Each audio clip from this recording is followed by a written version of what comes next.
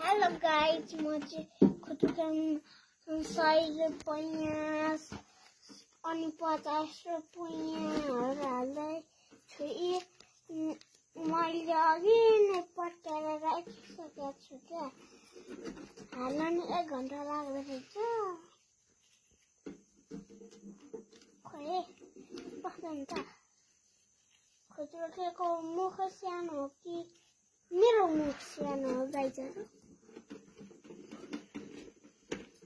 मेरो टाउकोमा लगाएको मम्मीले खोलिदिदै हुनुहुन्छ। के हो?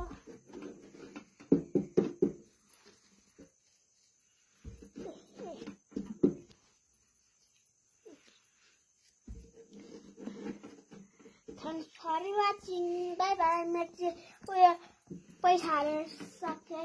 मेरो टाउको राम्रो छ भने भन्नु।